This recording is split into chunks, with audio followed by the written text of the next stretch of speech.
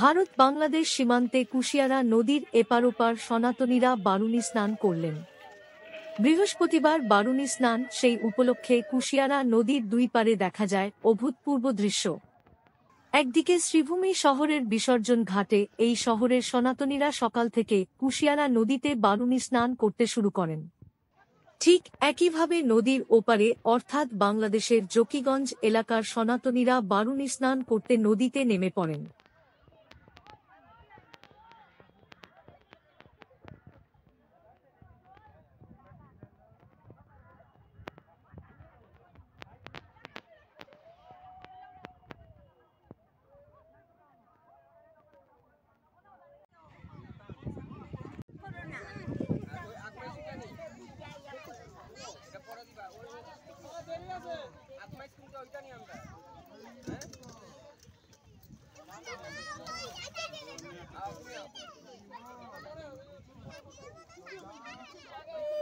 তখন তোর একটা নাম্বার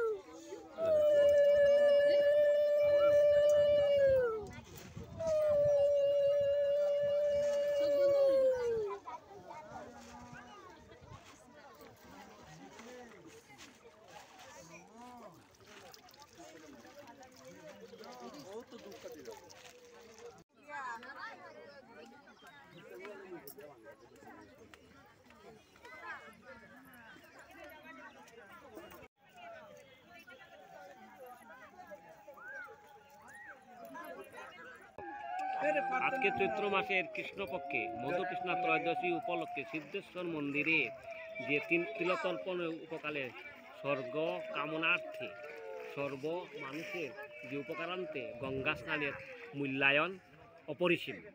ঘাটে যে তিলতর্পণ উপলক্ষে সেই মধুকৃষ্ণা ত্রয়োদশীর দিনে সবাই মিলে যে তিলতর্পণ কল্পে মনস্কামনার্থে স্বর্গ এবং পূর্বপুরুষের সেই শুভার্থে তিলতর্পণে এবং গঙ্গা স্নানের যে উপলব্ধি মানুষের সেই কামনার্থে স্বর্গ নিবাস এবং তাদের আশীর্বাদ আনতে সেই করিমগঞ্জের কুশিয়ারা নদীর সবাই স্নান করে এবং পুণ্য কামাইবার জন্য সেটাই করে।